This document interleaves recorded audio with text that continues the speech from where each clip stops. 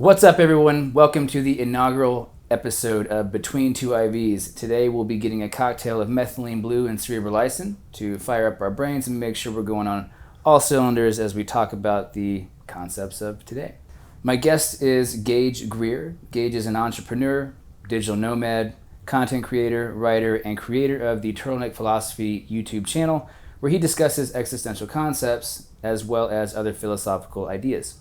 One of the main things that I want to talk about with you today, and to really help our audience understand better what dasein is, as well as how to say it, dasein, is to get someone else's opinion and thought really on what dasein is, especially from a philosophical lens, whereas I typically take it from a health-related perspective. And so just to kind of marry the two concepts in terms of where it came from and where it was birthed out of with Heideggerian philosophy, and then we'll kind of tie it together and marry the two between healthcare, wellness, and existential philosophy. Yeah, well, thanks for having me on. I think if it's not obvious, we are brothers as well. Kin. There should go. Blood. So, yeah, to your question, dasein, it comes from this Heideggerian philosophy of being. What Heidegger was wanting to present with dasein is that we are one with the world. So that dresses and influences our experience in our everyday involvements, like you said. And so that composes our essence. So we're not just this mind in a kind of a situation where we're just separated away from everyday experience and what we are become involved in the world, but we're actually in a very real sense combined with the experiences that we have, and that creates our being, our essence. Or I think that's also a good bridge into, creating that Ubermensch, right? The Superman or the Overman that had, characteristically their own values set forth instead of the transcendent ones that were put in place by, the ultimate being, that was God. Mm-hmm. And then so translate that into kind of how metaphysics developed later on in philosophy, and what we have even now is this kind of resurgence of romanticism with the spirituality and even the psychedelic renaissance, in terms of people really looking for that mystery to kind of fulfill a part of their lives that isn't fulfilled by science or those tools that are so concrete. And so moving back into kind of where dasein is conceptualized in my practice and within the healthcare sphere is, again, looking at someone's whole life in terms of their past, their present, and their future, and explaining through that lens that everything you do, everything you did, and everything you're going to do is, on some level, a spiritual act, because it's going to manifest in how reality is actually perceived, not only by the individual, but by everyone that individual comes into contact with. Yeah. So the Heideggerian concept of authenticity is a big one that I like to talk about with clients in particular, because with truth almost being a manifestation of someone who knows themselves to the degree that they really can, right? That authenticity behind knowing their shadow and knowing their light side is required before you can actually tell the truth, right? Because until you know yourself, there are things that are uncovered that you really can't exploit or utilize. Mm-hmm. And there's also some elements of that will pull you in directions that you're not aware of from an unconscious perspective. So that's kind of how I conceptualize authenticity, in the practice. And it's just interesting to think about these things from how they develop culturally, and the way that wars influence it, and the ways that science and just discovery influences it. Where do you feel like existential concepts can help with either issues that you see in the world today, or even just day-to-day continuation of involvements in life and everywhere else? We're all going through existentialism. So existentialism as a philosophy isn't just one philosophy. There's a lot of existentialisms, and that lends to the diversity of human experience, because everyone has their own existentialism, and but where that all comes to unite into something that's cohesive to, I guess you could call it a capital E existentialism, is that it comprises the universal experiences that we all have. So those revolve around themes of like death. So that's why death is so poignant, and it's even talked about in Stoics as just like this idea to meditate on death, because everyone can relate to death. Everyone can relate to that angst and that anxiety around one's mortality, that one will finally die. If they're honest with themselves. Yeah, so that's a major existentialist issue. The idea of freedom, your free will, that is an existentialist issue. So the more universal the experience is, the more existentialist it becomes. And so that's really what comprises existentialism. And so I think for today, to get to your question, a major existential theme would be around AI, like artificial intelligence, because the mass of humanity is really experiencing the rapid onset and evolution of technology. I guess purpose is also a universal experience that people are trying to find and struggle with, and meaning crises and all these different things that are popping up in this recent time period, and then with AI also becoming a threat to really positions and jobs and everything else, that even robotics from an earlier perspective was giving people this existential angst, and now even more so talking about how it's going to influence universal income. If people are going to have meaning crises because there's just no jobs to actually perform, like we need work as humans and as mammals and as animals in general. So where do you see AI, and what are some potential things that we can actually just buttress against with the fact of its coming, and how do you think that we can mitigate some of the stress that will happen because of its existence? Yeah, well, there's no doubt that it's coming. It's here, and it's here to stay.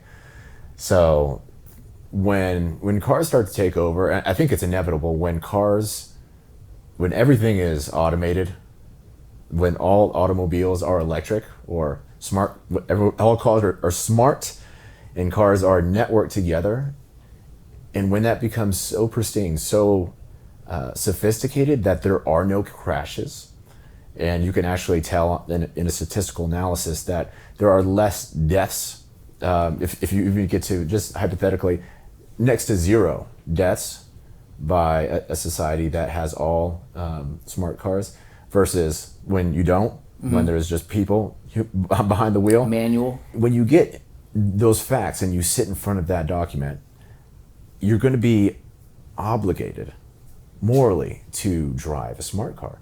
You would just be a monster if you got behind the wheel knowing that you're one of the causes. You are the cause for deaths, for other people dying, which is like caused by death. I'm sorry. It's one of the number one reasons for deaths in America is death by automobile accidents. So when that number can be dropped dramatically by artificial intelligence, you'd be obligated to.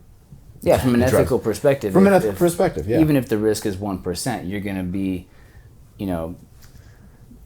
basically struggling with this idea that I like to drive, but if I get in the vehicle, I have a chance to, hurt somebody, depending on, random stochastic chance. Just as far as, driving, paying attention.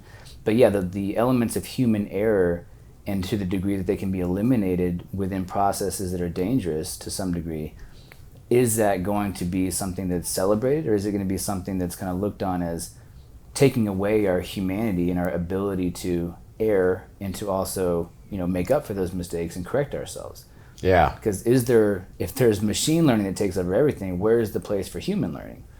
That's going to be more of an issue. So it's easy to make this kind of a decision because you're talking about human deaths. It's that one-to-one connection is way more apparent than say when we have artificial parents. So I think that'll be another big thing, is when you actually can construct a robot with artificial intelligence that can replace parenting. When you can create a machine that is all compassionate, all loving, doesn't get irritated, and if you can show in a study how that is providing the child with It's providing the child more psychological stability and giving them more of a better upbringing from a psychological perspective.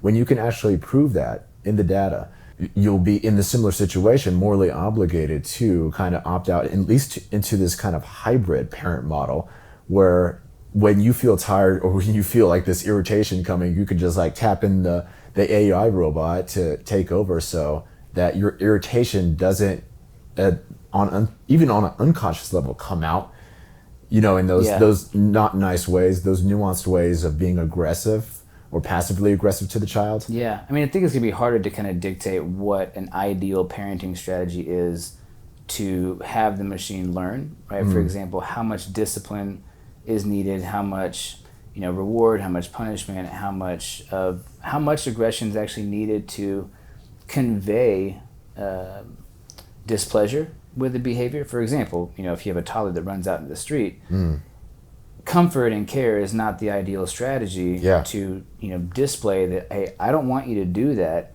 It's unsafe, and you need to basically see my worry on my face to understand that, okay, theory of mind's kind of kicking in even as a 2 or 3 year old. Mom didn't like that, and that's a bad decision. Where if you just have someone to say, oh, nope, come out of the street, let's not do that again. It's not as critical of a mistake, and the error signal is going to be much smaller. And so, again, going back to the entire principle of automatic or artificial intelligence with parenting, I think is going to be a problem in terms of the existential reality of raising children. I mean, the growth that happens from the parenting perspective, on an individual level, on a cohesive level within the family, just from a personal perspective, I mean, if I wasn't a parent, if I didn't have kids, I would be a very different person than I am today. And especially if I just had kids with no responsibility whatsoever and offloaded that to, another being that even though I knew would do the job right, where is my purpose in being a parent? Yeah. Even if I have all the free time in the world to go do other things, I'm still ultimately responsible for this child that I'm, basically shipping off to a different person to take care of. But where's the personal growth? Why did I have the child in the first place? Is it just replacing the population? Yeah. Or is it conveying my values and ideals into the next generation to make, a legacy? Because exactly, the human growth, it's important and it provides meaning. It gives you fulfillment in life, and that's the whole point why we're here and why you decide to have kids is that you want to have the opportunity to raise the child, and not ship it off to some artificial intelligence machine.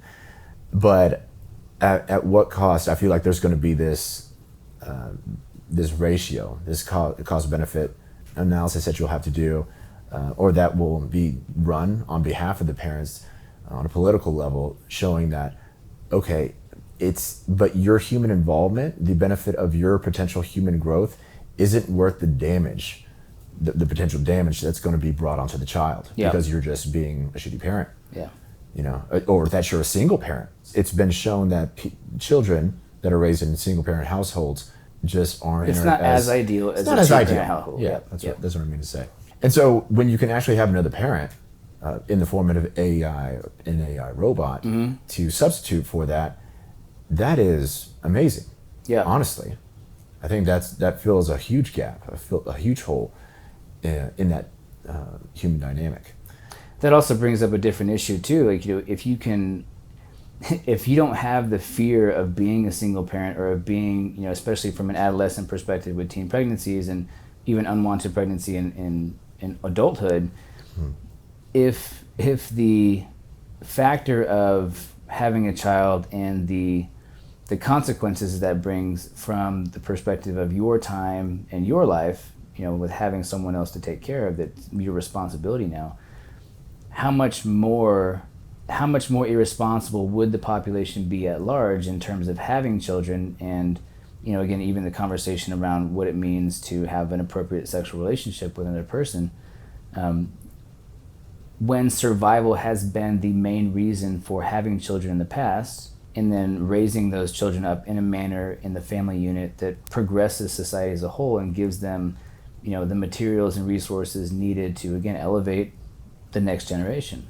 So it just kind of muddies that whole situation, almost like birth control did, as far as kind of freeing up the ability to, engage more promiscuously, and what that meant outside of, the Judeo-Christian ethic, or what it meant from a morality perspective is just kind of on an individual basis. But, from a societal level, how much of that is going to be even greater expressed when the consequences of sexual encounters that are out of wedlock or out of long-term relationships, what is that going to yield? And will that just make people more prone to actually not engage in long-term relationships, but to have just more random encounters?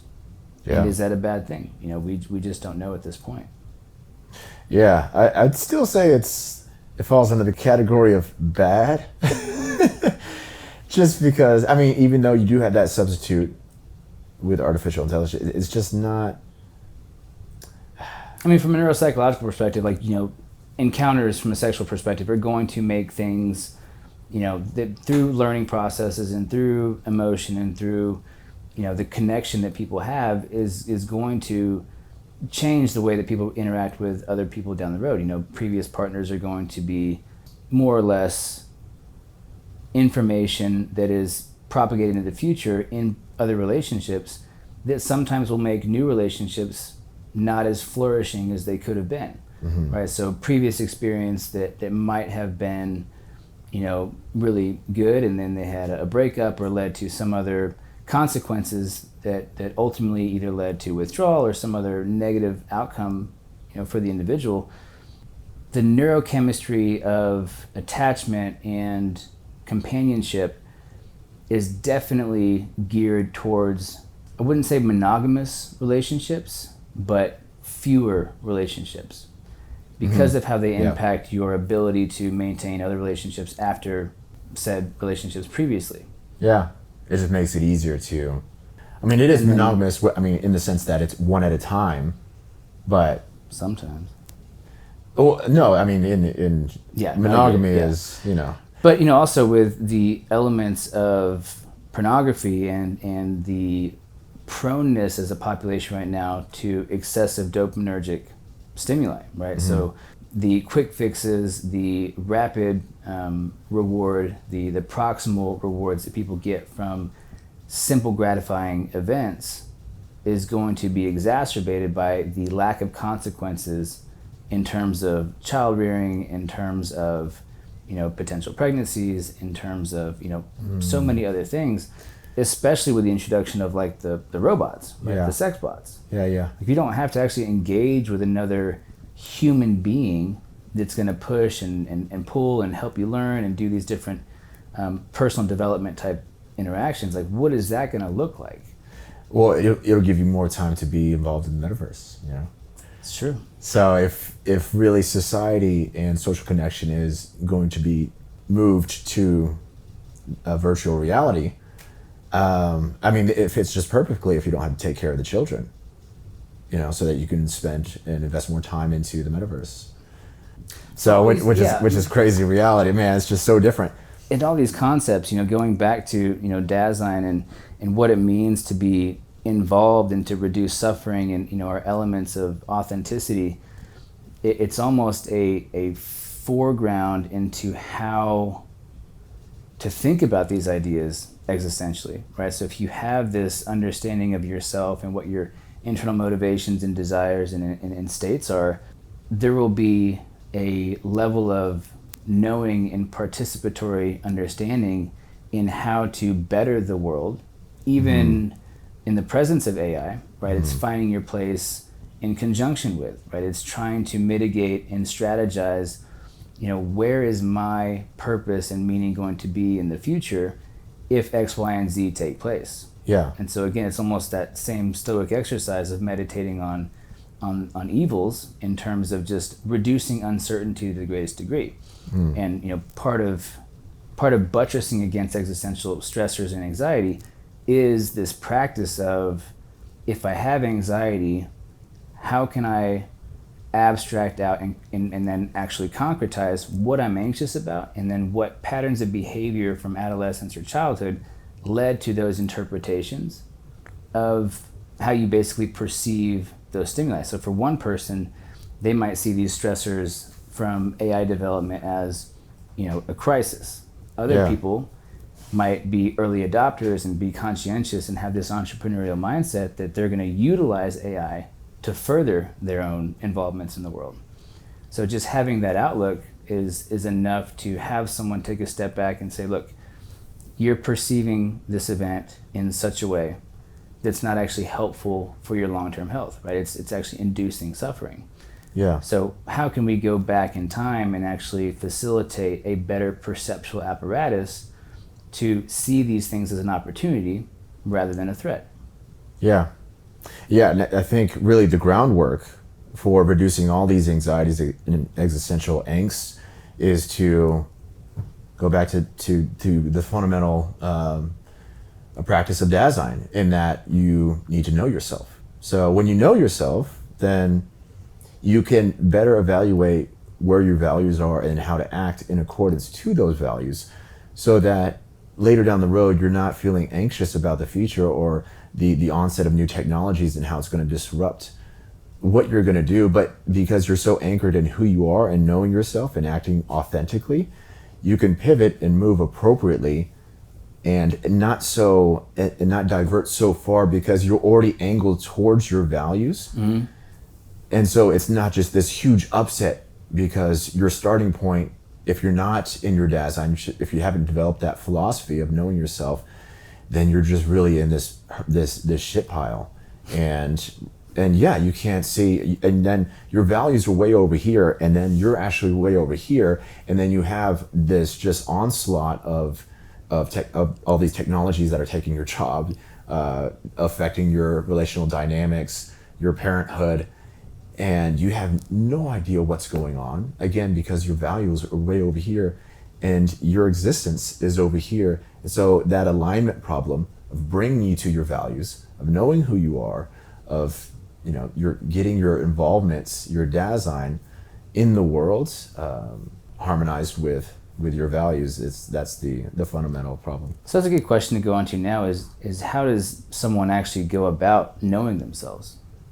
Yeah, self-reflection. I think that's one of the main practices of existentialism that was brought about by Soren Kierkegaard. He was just so reflective of his past experience, and that was one of the biggest differences with Descartes, who said, "I think, therefore I am." So his starting point was with the mind, and there was no entailing of what that would mean for or where it came from. Or, well, your morality. He said nothing about your morality or what you should do in the world. But where Soren Kierkegaard took that further is just like, no, we need to actually evaluate and self-reflect in order to know how we want to act and how we want to live. So yeah, that act of self-reflection and looking back at how you're going to live is super critical to know yourself. Yeah. I think one of the biggest tools that I help people equip themselves with, at least in practice, is number one, having someone that is very close to them as an accountability partner to kind of identify patterns of behavior or expressions of motor output, right, that you can actually identify on an external perspective what their values are, right? So you do X, Y, and Z, therefore you must value A, B, and C.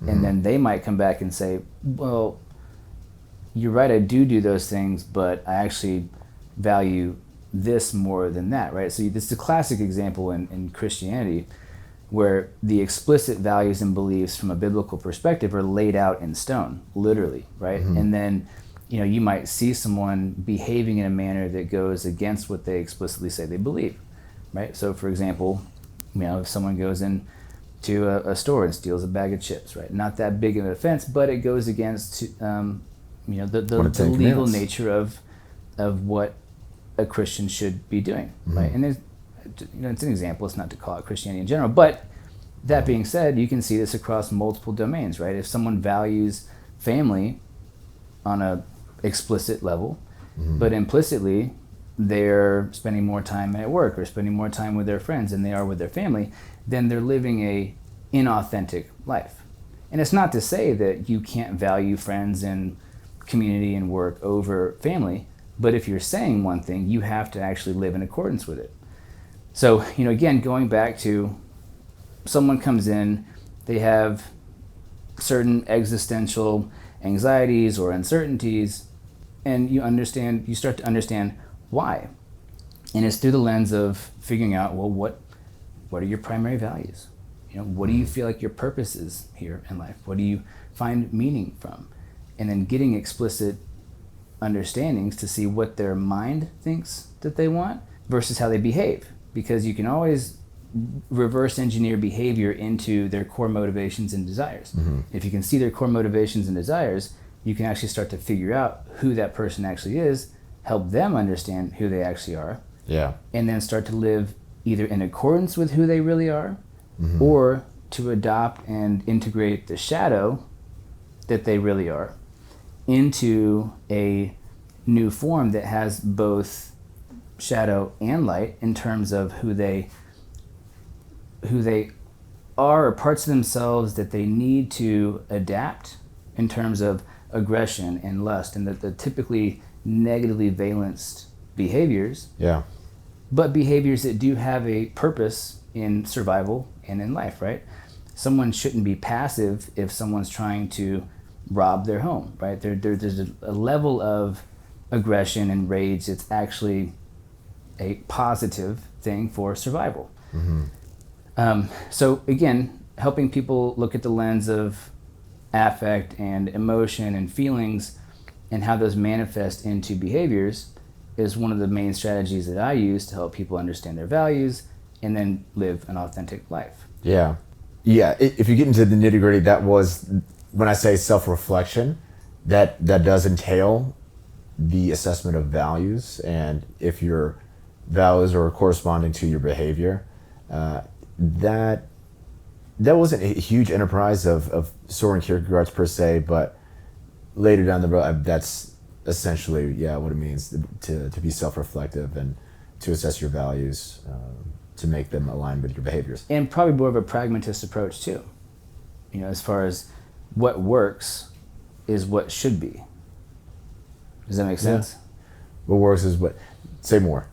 So even from like a mathematics perspective, like there's a universality, even though it's essentially a complete abstraction. Like there's nothing concrete about 2 + 2.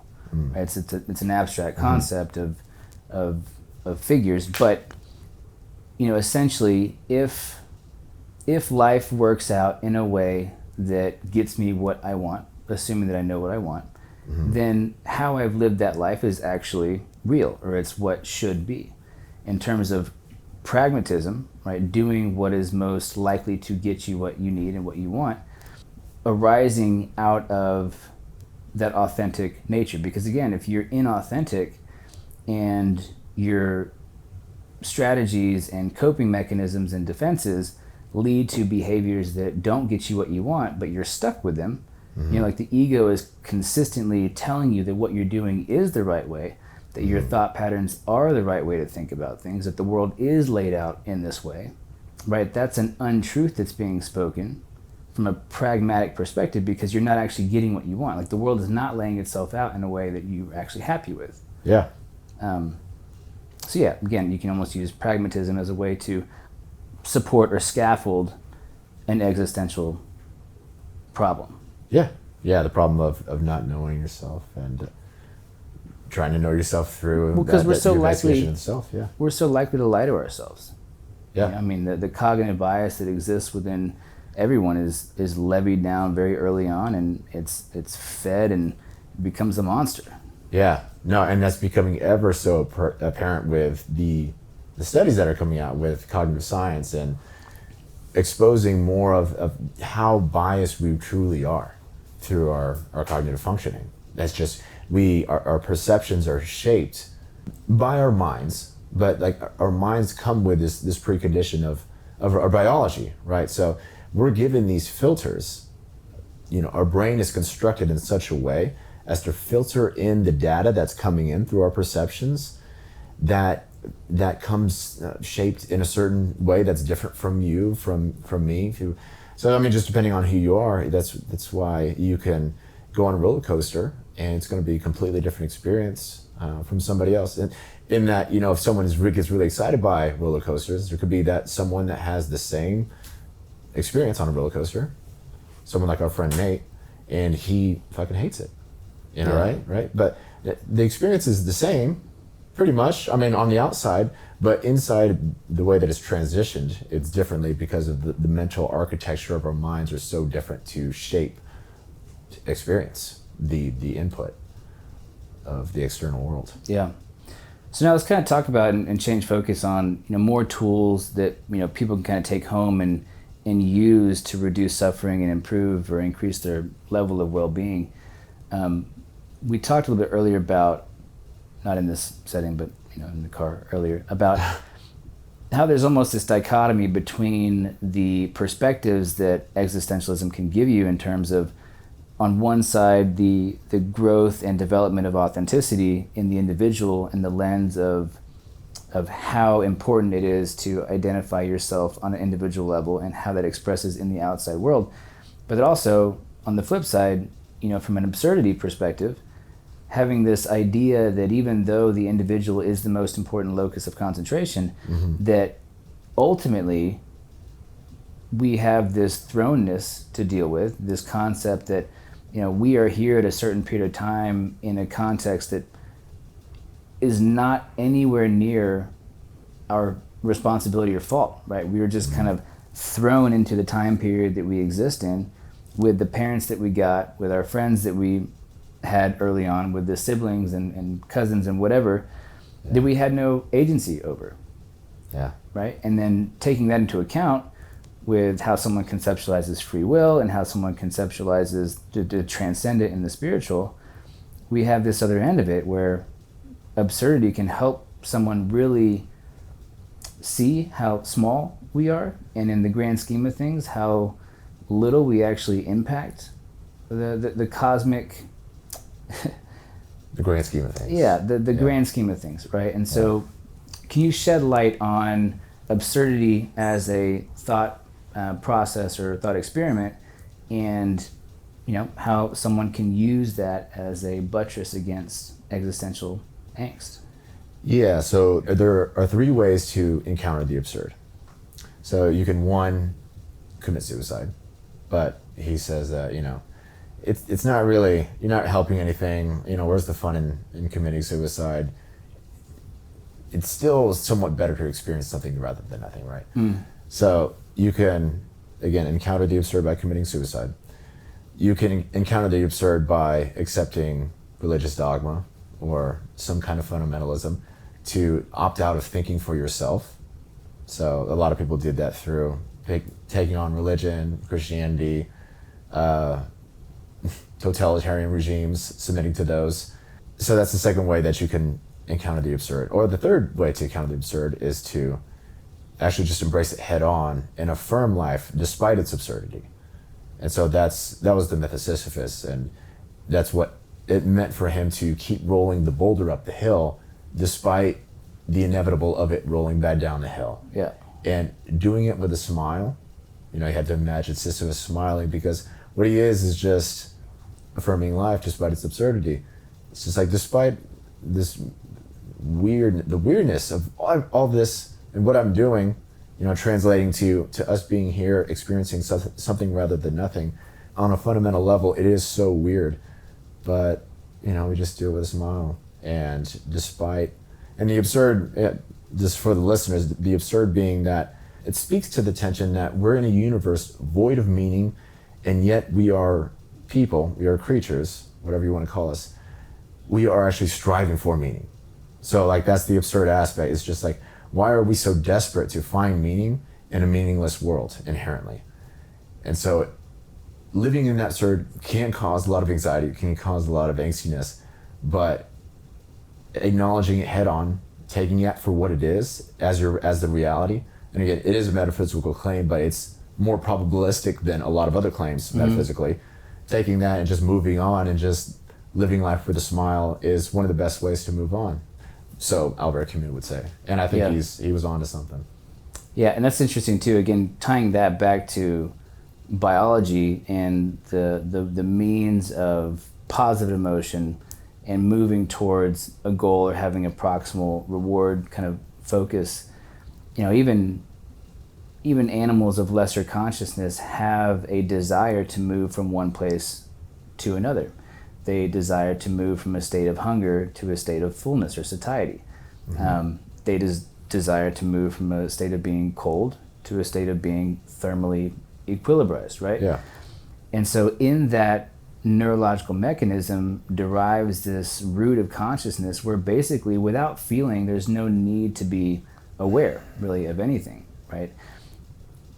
This is the classic question, that comes from the hard problem of consciousness, why, not how does consciousness arise, but why is there something it is like to be, right? Why not just have being without consciousness, right? Most of our nervous system is built on a prediction basis and this Bayesian model of error prediction and all these different concepts that essentially require no conscious input, right? But it's when we have these multiple needs-based systems that then require context-dependent decision-making that we actually have to be aware that one choice is better than another, even though there are two needs. Yeah. Right? So if I'm sleep-deprived but also hungry, well, which one of those is more important? How far deviant am I in my sleep homeostasis versus my caloric intake or my nutrient requirements? Yeah.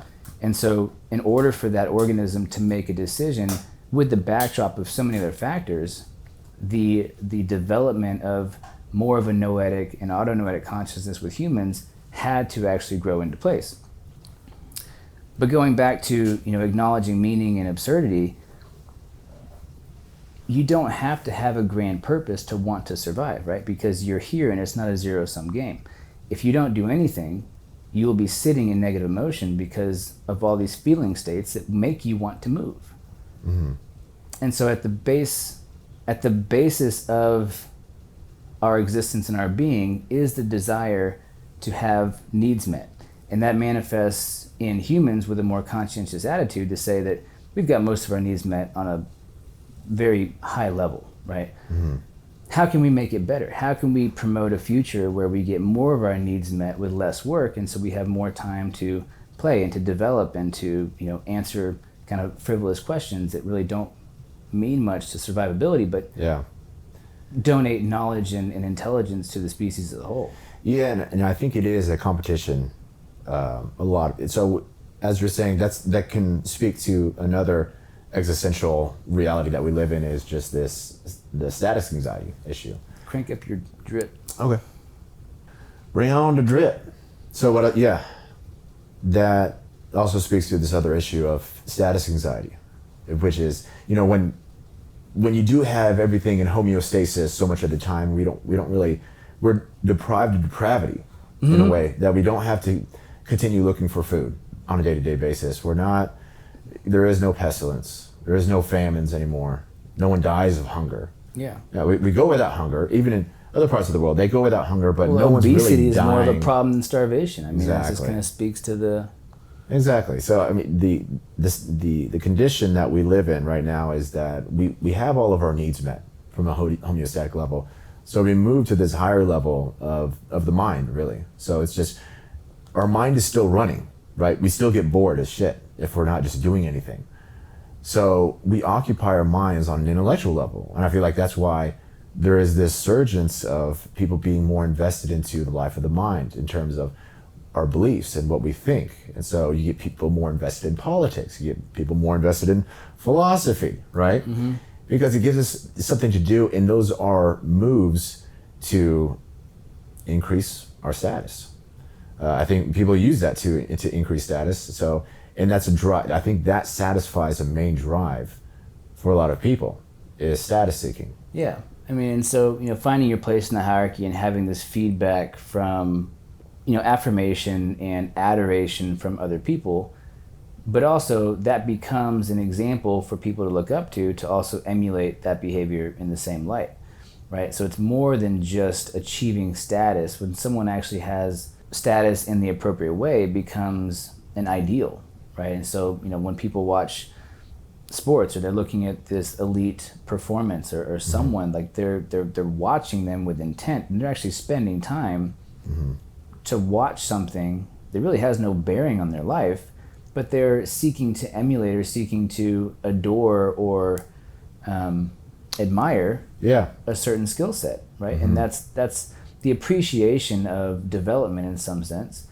and also this wish fulfillment that could almost be you. Like, that's a human, right? They're at that level, and I can appreciate that, and it gives me pride, and it gives me somewhat of a status to be associated with that team or with that, group or that artist. Yeah, that also comes from our basic need to want to be in a group, in an in-group. You know what I mean? So it's the reason why we watch football. A lot of people watch football in America is because football is popular in America, and same for football, the real football, right? The Euros, like playing soccer in other countries. It's just more people are invested in watching that because it's popular, and so because that is a game that society plays, it becomes a high up on the heart. I mean, it's a hierarchical game, and so then people can envision more than just envisioning themselves. If they're soccer players, they can envision themselves in Messi's shoes or whatever, or seeing themselves wanting to be in that position one day, or acting out the same moves that he's doing to achieve the same kind of excellence. But then there's also the drive to want to be in that in-group of like participating along with everyone else who's watching, not only in that household perhaps, or in that bar, but also outside of it, other people who are in that country, within that person's internal world, that they can relate to and connect with, and have that tribal connection to those people. Yeah, I mean, we see this it's funny, with people that go to A&M, right? There's this, more than any university I've ever seen, in terms of, someone's wearing an Aggie ring, and, you can come from across the world and, study abroad or whatever, and see two people that have never met each other, but both recognize that they've got, an Aggie class ring, and they'll become friends in 2 seconds. Right? So, I mean, there's this level of community that surpasses groupthink and surpasses, any other metric of conspecific or similar person, because they are something bigger, right? You're all a part of something bigger, and that community, that desire, is almost spiritual in some sense. Right? So that belonging to something greater than yourself, that you can kind of pedestalize and make of a supreme meaning and importance. Yeah, because you go through the ups and downs. So sports affords that, because you can win and you can lose. And what is actually more... risk. Yeah. So what's actually more community building is not winning but losing. Going through suffering is actually more bonding, and they know this within relationships. The more suffering that someone undergoes with somebody else, the more connected they feel to that person. Same with, this is why they did a study on, I think it was the Green Bay Packers. They determined that they were the ones who were most committed, the most, how would you say, the dedicated fans were the Green Bay Packers. Why? Because they suffer together by undergoing so many home games in that weather, right? So there is, in Wisconsin, Minnesota. Green Bay, Wisconsin. Pretty sure it's Wisconsin. Yeah. Cheese, Yeah, cheese heads. So funny to know. But it's as cold up there, and because they suffer through the winter, and being in the stadium during that coldness, that is actually, it's hypothesized as the main factor for what builds their community so strongly, and to be the most dedicated fans. And a similar example would be Texas Heat, right? It's something that kind of brings us all together as a bonding suffering that we all complain about to some degree, but it also gives us this status. It's like, I'm from Texas, and I'm like, oh, it's super hot there. Like, yeah, it is. 110 degrees. I'll take pictures, put on Instagram. Everyone's just proud of how shitty it is, because we're overcoming something that's, perceived as difficult or perceived as somewhat of a challenge. Yeah, I say military could be an apex example of that. Like There's somewhat of a brotherhood, right? I mean, it's the same with, high school football. Absolutely. Well, just the intense suffering that you endure through the military. And the wins are just so few because it's so tactical. It's not as visceral as winning a game. And yet they're still so tightly bound to their military men and women. Yeah, brotherhood, sisterhood. I don't know what it is nowadays. Well, the other interesting thing on this other side of that is, when teams win too often, it almost becomes boring because, again, with Alabama, for example, it becomes, even with the Patriots, people get so disenfranchised with the team that's always winning because it's unfair. It's like the rat story. It's like if you want to play with other people, but you don't let them win a certain amount of time, there's that reciprocity that's not met. Yeah. It almost becomes like, well, I don't want to play with you anymore. It's not even fun. And I think it actually naturally equalizes because people want to be in the underdog space. So that's why I think what happens is they recruit top talent for sure, but I think the top talent actually go to the competing schools so that they can help be the underdog. Well, like what Tom Brady did from the Patriots to Tampa. I mean, it's exactly like that. Yeah, to live that underdog story. It's a powerful motivator. Is actually suffering, so that's interesting. Well, we touched on a lot. I think we're probably getting close to our time. We've got to finish out with our cerebral likes and pushes. Thank you guys for joining us today. If you liked our content or want to support us, go ahead and hit that like, subscribe, and if there's any questions that you guys want to have answers in this format, please leave comments. We do read them all and respond if it's appropriate to respond to. So thanks again for joining, and we'll see you next time on Between Two IBs.